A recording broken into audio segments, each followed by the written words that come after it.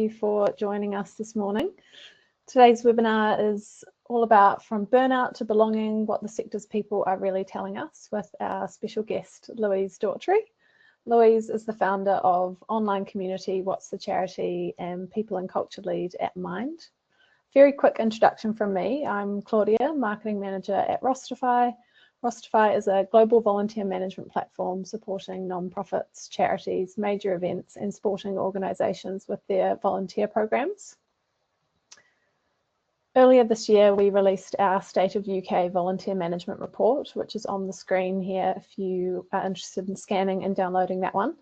The report was based on survey responses from hundreds of volunteer managers and program leads across the UK. And one key finding the report highlighted was how widespread burnout is across the volunteering sector. So a topic that Louise will be exploring with us today. We'd love to hear from everyone joining us. So please introduce yourself and what you do in the chat, which you'll see in the top right corner of your screen. There will be time for questions at the end of the session, so feel free to drop any thoughts or questions in the chat as we go. And I'll now pass it over to Louise to introduce herself and get started with the presentation. Thanks, everyone. Hi, everybody. Thank you so much for being here with us today. My name's Louise Dawtry, and I am going to be talking to you a little bit about burnout and how we can go from burnout to belonging. As Claudia has mentioned, I am the founder of What's the Charity. This is the community for all non-profit people. So I started this community in June this year, and just as a space, I was looking for a space where all people that work or volunteer in the non-profit sector could come together and support one another, connect with each other, share learning, and really just kind of have these conversations about our own well-being. I couldn't find that space, so I decided to create it myself. And it's really resonated with so many people. We have over 800 people now on our Instagram channel. We also have a private LinkedIn group as well. And then something else that came from setting up What's the Charity was our very own podcast as well. So we are about to release our 4th episode of the podcast, which is by the same name, What's the Charity. I'll have a QR code at the end of this session for anybody that wants to join us on Instagram and listen also to the podcast. But yeah, I've found it such an insightful process to be running this community and connecting with so many people like yourselves. And it's just, I think that having a place where we can come together and we can support each other it clearly means a lot to so many. So yeah, it feels like a very special community. And yeah, as I say, it's open to paid employees, volunteers, trustees, or anyone that just supports a good cause as well. I also have my day job. I am a People and Culture Lead at Mind. I'm also a volunteer myself. I volunteer with Staying Put, with SmartWorks as a career coach, and also with the King's Trust as an education mentor, which I absolutely love. And I've recently joined the Board of Trustees at Staying Put as well. So I kind of come at this as a paid employee, but also with that experience of volunteering as well. So the agenda for today, we're going to look at what the wellbeing challenges are within the sector, and also importantly, what's driving those challenges. We're also going to talk about the importance of the culture of your organisations, and I'm going to share some of the insights that I've had from the podcast and the wider community members as well on this topic. I'm also going to talk about why we need to be investing in our people approaches, people practices, and also our infrastructure within our organisations, and how we can foster belonging with some quick wins that you can take away and implement into your own teams. Thank you, Claudia. So let's talk about the challenges that we are facing in the sector. Thanks, Claudia, sorry. We can see from the data that's available, the charity or third sector it actually ranks 4th out of all the sectors for job satisfaction, 73% job satisfaction rate within our sector. So we know that we love what we do. We get a massive that massive sense of satisfaction from doing this work. But then when we look at the other side of the data, we can see that there is this issue with experiencing burnout. I recently did a survey for my What's the Charity community members, and 88% of the respondents told me that they have experienced burnout themselves, which is just staggering. 88%, so the huge majority of us are experiencing burnout. However, there is again another piece of research that tells us that only 12% of charity workers believe that their employers are equipped to deal with that issue of burnout. So there's a huge gap there between what people are experiencing and how they feel that their organisations can support them. So I think Claudia's going to drop a little poll for you all to answer. So I just thought it would be really interesting to see what your thoughts are on how well equipped do you feel like your organisation is to handle burnout or wellbeing challenges that either you face or the people around you are facing. It'd be really interesting just to see where we're at. Thank you. I can see lots of you putting your answers in there. So, okay, so we've got a little bit of a split. I think the slight majority feel that their organisation is poorly equipped, but there's also 36% saying that they feel their employers are quite well equipped, so that's good. Nobody feels that the organisation are very well equipped. So thank you for that. That's really interesting. If you could just go to the next slide, Claudia, please. So we know that that's the issue, but what is driving those wellbeing challenges? Again, from the survey that I put out to the What's the Charity members, the sort of top reason for the burnout was the workload, but also not just your kind of day-to-day workload, but also all of that invisible workload that goes on around our sort of core job. And another element for that was overworking. So we often feel that we need to work more hours. There's obviously such an overwhelming amount of work to be done. And there's such great needs for the charities that we're all working for. And that pressure to do more and overcommit ourselves and work more hours, or take on more projects and more work, can be huge, and that can be driven through our management and that culture in our organisations of having to keep being busy and take on more and more. But it can also, I see this a lot, it can also come from our own individual, the pressure that we put on ourselves personally, and I'm guilty of that. I do that, and that's something that I have to work on. It'd be interesting if anyone resonates with that, just drop a message in the chat there. Another thing is, which links to that, is the lack of boundaries. So not having a clear understanding of what your boundaries are for your workload, but also for you personally, to make sure that you're getting that balance right for your own self. And lastly, a key theme was about the management decisions, and that can be in terms of the people management element, but also the management of that workload and of the processes that they have in place in their teams, the systems and infrastructure that they have in their organisation, they can feel that that's not effective or efficient for the roles that they're doing, and therefore it has that impact on their well-being.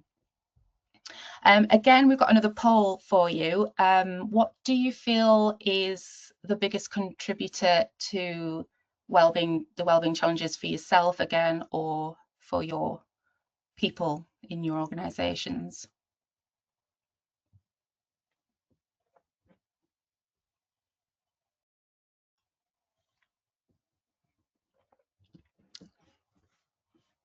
That's interesting. So we've got workload.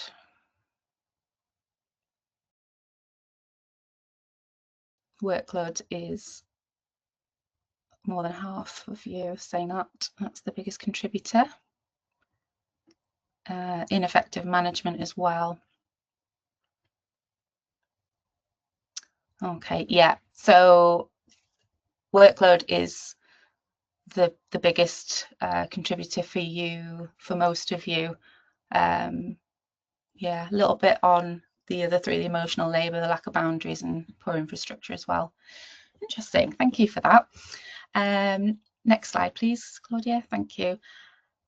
So what's the charity community? I've had some really interesting conversations. I get a lot of DMs from people, and it's just, I love receiving people's messages and comments and things on Instagram, and people connect with me on LinkedIn as well to share their stories. And the overwhelming sort of theme with people and their messages is how grateful they are to have this space, to be able to be seen, and what they want, what they're telling me that they want from this community is somewhere that they feel they can be their authentic selves, somewhere they feel that they belong, to have that recognition that this work can be very, very hard. It can be absolutely incredible, as we've seen with that data before with the job satisfaction rates. It's, you know, we love what we do, but that's not to say it's not hard. So knowing that there's somewhere where people feel that they can just have that conversation, just be open and just acknowledge that fact is really important to them. Also somewhere that they can come and we can share learning, we can share resources, we can connect with each other, and just try and make things a little bit easier, lighten the load for us. And somewhere that they feel included and supported. So, sorry, next slide, please, Claudia. Thank you. So this links into why culture and boundaries and leadership matter. So if we look at the next slide, I've got a little quote from episode 3 of the podcast, which features Eloise Bell. She is the Director of People, Culture and Governance at Leeds Mind. She is also my manager, so that was quite interesting to get to interview my own manager for the podcast. But we had a really interesting conversation. She's very passionate about well-being and inclusion. And we talked about the culture of our organisations. She said there's nothing that sets the tone worse than an SLT running around like headless chickens talking about how busy they are. So I'm sure we can all relate to that. I'm sure we've all worked with people in the past, or maybe now, or you might have come across them in your personal life as well, where people are just, oh, I'm so busy, everything's just so urgent, and I've got to do this, and it just feels chaotic. And that element of having those boundaries, those healthy boundaries in place, is so important for our well-being. How we do that, how we set the tone of our culture is so important, and it is absolutely it's paramount that your SLT and people managers, that we are setting that tone, and we are role modeling healthy boundaries and healthy behaviors for the rest of the team. But it's also our culture. I think it's important to remember that culture is not just what SLT do and what they say it needs to be. It's what everyone does. Culture is it's not what we say we're going to do, it's how we all show up. And it's those regular activities we do, the regular conversations we have, all of these little micro moments create the culture that we have in our organizations. And we also, it's important to foster that inclusive culture as well, so that everybody feels that they have a voice within our organization. And again, it goes back to that recognition.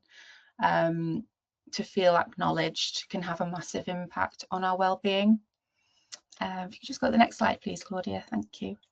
And again, so something we talk about within What's the Charity is a concept that I call non-profit, not non-stop. So again, yes, we're all working in the non-profit sector, and we're all, you know, we know there's a huge amount of work to be done, and we are so passionate about what we do, and we have that purpose that drives us. However, we need to remember that we are not non-stop.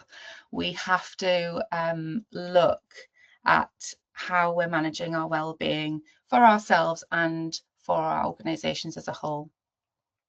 So for me, what that comes down to is having those people first practices, and also the importance of looking at your infrastructure as well. For me, the two things, they have to work together. You can't have one without the other. So I could put together an amazing people and culture strategy for an organization, but if the infrastructure within that organization is a bit weak, it's a bit wobbly, it's, you know, it's not fit for purpose, then the whole thing is just going to fall down. It's kind of like when you build a house, right? You have to set the foundations first, and then you build on top of that. So it's a very similar thing for me with your people and culture strategies and practices. It has to be, you have to look at the whole thing together with the systems and the processes that you have in place for your team. We all want to be, our organizations, we all want to deliver impact, and we all want to deliver that impact in a sustainable way. We want to make that impact not just for the next 5 years, but for the next 50 years. So how do we do that? We have to have strong people practices in place, and we need to have that belonging and recognition, again, is so important. The infrastructure, when you're looking at that, it's how, it's the systems you use, it's the buildings, it's the equipment that you have available for your teams. All of those things can have such a massive impact on our well-being. And yeah, so we need to look at that all together. Next slide, please, Claudia. So what I wanted to give you is some things that we can take away today and we can implement. These are some sort of quick wins that I've tried and tested, and I know that they work, and they can really help just build a culture, that culture of well-being and belonging. So the first one is about feedback. So it'd be interesting to see what people's roles are, actually, whether you are people managers yourselves, or whether that's volunteer management or paid employees. It'd be interesting to see what you all do. If you want to drop that in the chat, that would be great. But even if you're not a people manager, this is still important. So to build that culture of care and belonging, we need to ask people, we need to have open and honest conversations about well-being. We need to ask the question, and that can be in a formal one-to-one situation, or it can just be at the, at the kettle when you're making a cup of tea in the morning and you chat to your colleagues. If they're having a bad day, you ask them, like, how are you? Are you okay? Can I do anything to help you? Can me and my team support?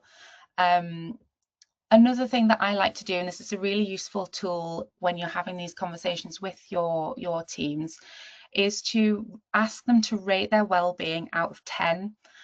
10 being fantastic, I feel on top of the world, 1 being I'm in a bad place. And there's also a picture there. I don't know if you can really make it out on the slide, but it's a really good visual that I found of that battery and how well charged you feel. And it can really help having these little tools to open up those conversations about people's well-being, because they can be difficult. It can feel a little bit uncomfortable sometimes. So that's a really useful thing that you might want to implement. And another thing in those conversations is, if somebody is struggling, ask them, what is the one thing that you can do to make that situation better today or this week? Whatever it is that they're having problems with, asking them to think about just one thing, and it could be just a tiny little thing. It might just be having that conversation with yourself that day, but whatever it is, that little thing that could just help them and also feel like they're getting that sense of control over a difficult situation back. That can be a huge factor for our well-being. The next thing to talk about is clarity. Clarity on roles and expectations. So if you're a people manager, you absolutely need to know what you want, what you really want. Obviously had to just drop a little Spice Girls picture in there, but we need to know, we need to be absolutely crystal clear on what it is that your people are meant to be doing. Again, if you're not a people manager, you yourself, you need to know what your role is and what's expected of you. Ask your manager, what does good look like in this role? How do I know if I'm excelling in this role? I see a lot of managers, they hire new starters, and they do all their induction stuff, but they never have this conversation with their new starters. They never set out clearly what is expected of that new person. And if we think about it ourselves, if we start a job and we're not quite sure what exactly is expected of us, that ambiguity can really have a detrimental impact on our mental health and well-being. So that is a really huge thing to be clear about. Again, communicating your boundaries, the boundaries that are expected of that person, and also for yourself, what boundaries do you feel you need to set in place to manage your own well-being? And again, as managers, having that clarity with your teams on escalation points. So if we go back to the rate your well-being out of 10, have that conversation with them. So if you come to me and your well-being, you tell me it's a 5 out of 10 that day, what are we going to do? What actions, what sort of action plan can we put in place for you to be able to make that better, and for me as a manager to support you to help that situation? So having that clear conversation and build that clear picture about what happens when the wheels start to fall off, when we are starting to struggle. That can be really helpful, knowing that you've got that kind of safety net there ready. And again, recognition, it really does go a long way. It cannot be underestimated, the value of just being recognized. So I really encourage everybody to celebrate the small wins with their teams.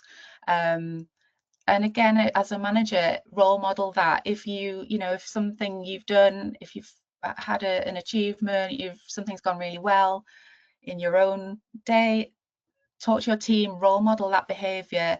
In team meetings, ask people, what's your win of the week? What's gone really well for you? And just kind of take that small, again, micro moment to acknowledge those small wins. That can go a really long way. And also something really important with recognition is to look at your inclusion and your diversity and belonging practices within your organisation. Open up those conversations, let people get involved in decision making, in projects, get as many voices involved as you can to really help you build that clear insight as to what your organisation and your teams need. Next slide, thank you. So that kind of brings me to the end of the session. So just to summarize, the real importance here for me is about trying to create moments of connection as much as we can, and that can be big things and it can also be really, really little things. They are all really valuable. Also look at the infrastructure as part of your people and culture work. As I said before, the two things go hand in hand. And finally, just lean on each other. Be part of a community, find your people that you can lean on and you can talk to. You know, this work is absolutely amazing, but it is challenging at the same time. And we all just, you know, we all just need to look out for each other and try and support each other as much as we can to make things just a little bit easier. The next slide I've got, as I said earlier, the QR code is there if anybody is interested in joining us on the What's the Charity community. If you scan that code, that will take you straight to our Instagram page. And from there, you can find the links in the bio, which will take you to join the mailing list so you can hear the podcast as soon as it goes live. But you can also find the podcast episodes on Spotify and Apple. We actually recently got to number 3 in the Apple podcast charts for non-profit business podcasts, which was so exciting. And yeah, so you can find them all on there. We're about to release episode 4 next Tuesday, the 2nd of December, with Alicia Williams from Amnesty International. She is a social media officer there. She is absolutely fantastic. So I'd love for you all to check that out. And that is all from me, but I am sticking around if anybody has any questions or anything they want to chat about. Thanks, Louise. Yeah, if anyone has got any questions, please feel free to drop them in the question box, which is the top right corner of your screen. There are lots of good takeaways there. Loved the quick wins that we can walk away with from today's session. You did touch on obviously the importance of infrastructure and having those systems and processes in place to support your people. Obviously, there's many organisations wanting to improve wellbeing but struggling with limited resources. So I'd love to hear from you what role you think those systems and digital tools can play in creating sustainable workplaces and how you can go about sort of implementing them. Yeah, absolutely.